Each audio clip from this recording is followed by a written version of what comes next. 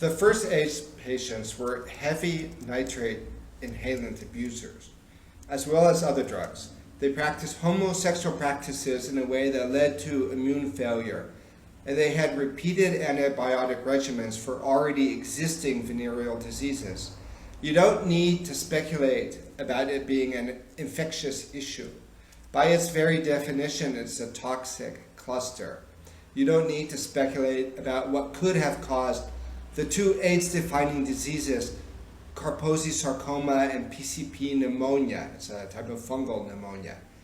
However, the biotechnology companies at the time, as well as the CDC, needed a new disease in order to stay in business after the failed hunt at finding a viral cause for cancer. That should have been the end of it.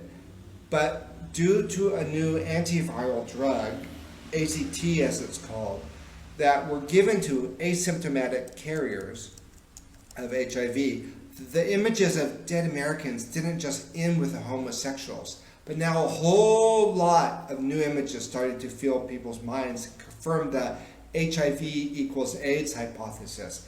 And these are all the people who were perfectly healthy until their HIV diagnosis, and then they started to decline quickly. Since they and others expected this decline, nobody questioned whether or not it was a toxic treatment.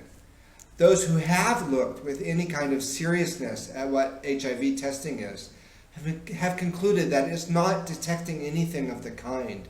On the spectrum, we go from methodological weakness to fraud to cheating, and that is on all levels, including the studies that supposedly said these drugs were safe, much less therapeutic.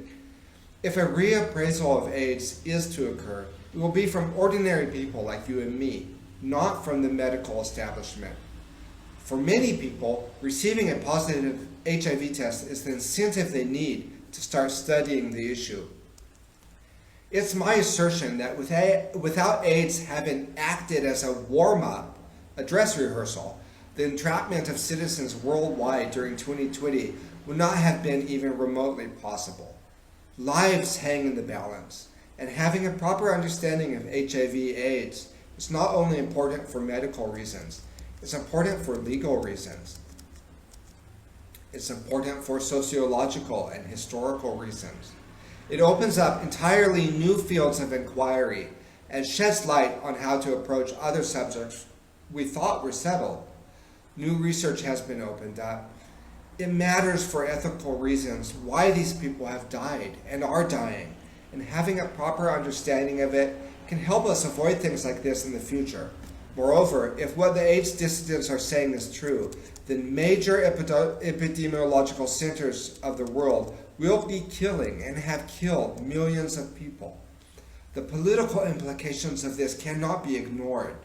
Change, though, isn't going to come from officialdom, and so you can really see the case for a new type of citizen journalism that is active and energetic with all the impetus of this moral imperative.